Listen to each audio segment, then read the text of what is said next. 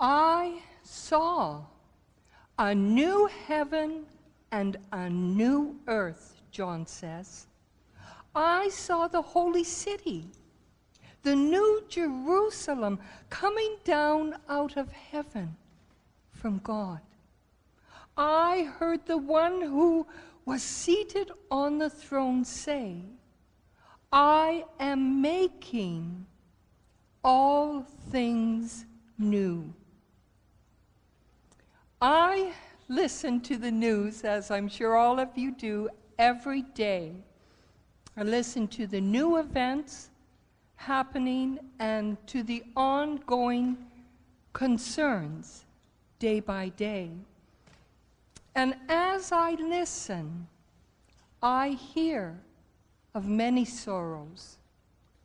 For months now, I have been watching the devastation of the drought in Ethiopia. It stems from El Nino, which is shifting rain patterns, causing massive droughts in some areas and unusually heavy rains elsewhere. All of this results in millions at risk of starvation. Then last Sunday, I heard about both Japan and Ecuador's powerful earthquakes with magnitudes of 7.3 and 7.8, killing, maiming, and displacing thousands of people. Just yesterday, as I listened to the news, I heard about 8 members of an Ohio family who were shot, execution style. The assailant remains at large. Sorrow abounds. Although these things are happening at global levels, they are local too. Perhaps for some of you, the ground under your feet is shaking and unstable. The structures of your life have collapsed. Your world is fragile. With all that I have seen and heard, I go back to the revelation of John. But I don't want to read his words again. I want to see what he saw. I want to hear what he heard. I don't think I'm alone in that. I know that many of you want to see and hear as well. You want to see and hear beyond the darkness of the world and the uncertainty of your personal circumstances, that all things are being made new. How fitting it is then that today's gospel takes us back to another dark night, a Last Supper, a betrayal, a departure, an impending death. It is the night before Jesus' crucifixion. He has fed his disciples. He's washed their feet. Judas has stepped out into the night of betrayal. Jesus tells his disciples that he is leaving and that they cannot go with him. Peter and Thomas will ask what everyone is thinking. Why not? Where are you going? How will we find our way? They no doubt feel the structures of their lives crumbling and the ground shaking. Their world is changing. The disciples will have to learn, see, and trust that even in the midst of terror and chaos, tragedy and pain, death and sorrow, all things are being made new. so must we. We too must learn that God's making new happens in the midst of and not apart from the circumstances of our lives and world. Even as that is the disciples' work, so too it is our work, and it is not easy work. It is some of the most difficult work we will ever do. Ultimately, it is a work of love. I give you a new commandment, that you love one another. Just as I have loved you, you also should love one another. By this, everyone will know that you are my disciples, if you have love for one another. This commandment is Jesus' departing instructions. It is less something to be accomplished and more a way of living and being.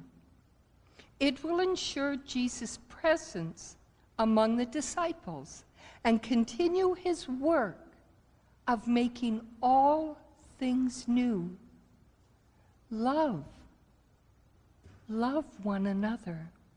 The space Jesus once physically occupied among his disciples is now to be filled with their love for one another. There is something about our love for one another that makes Christ present in whatever circumstances we might find ourselves. Jesus' command to love one another is both our preparation for and our participation in his resurrected life, here and now. Love reveals the new heaven and new earth. Love is the gateway, the entry into the new Jerusalem. Love makes all things new. Love is both the means and the goal, a journey that has no ending, and a destination that has no fixed point. The love Jesus commands is independent of who the other is or our feelings about him or her. It is not determined by our assessment of his or her qualities or lovability. It takes us beyond sentimentality, emotions, and family kinship. It is less about a feeling and more about a choice. If we are Jesus' disciples, we show it by choosing to love one another. The mark of Christ's disciples is not what they believe, but how they love.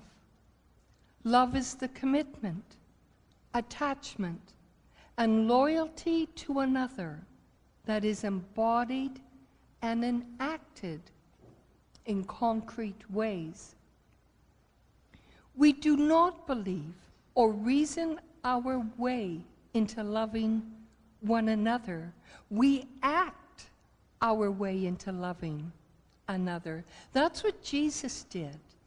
His life, death, and resurrection are nothing less than the embodiment and enactment of love.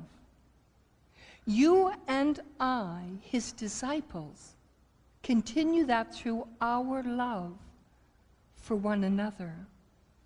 It is all pretty simple when you get right down to it.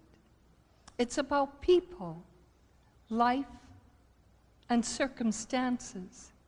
It is about seeing that the home of God is among mortals. It looks like people sending aid and support staff to drought-ravished Ethiopia.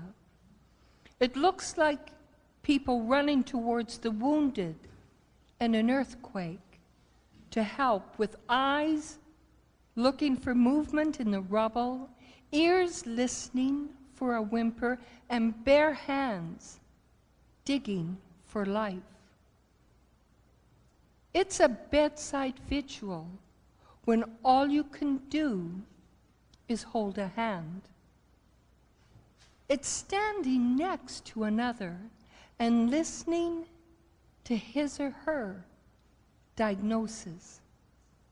It's cooking and delivering a meal to one whose appetite has been stolen by sorrow. It's the courage to sit with the pain and loss of another, knowing you have no idea of what to say or do. It's the giving of one's money to care for another whom we never knew and will never meet. It's a silent night of tears and prayers. These and 1,000 other acts like them are the acts of love that have been done for us, and by God's grace, we do for another. When I see these things happening, I see a new heaven and a new earth, and I know myself to be living in the new Jerusalem. When I hear stories about these acts of love, I experience all things being made new. John's vision is a reality as close as the person sitting next to you, or as broad as the stranger on the other side of the world. I give you a new commandment, that you love one another. All thanks be to God. Amen.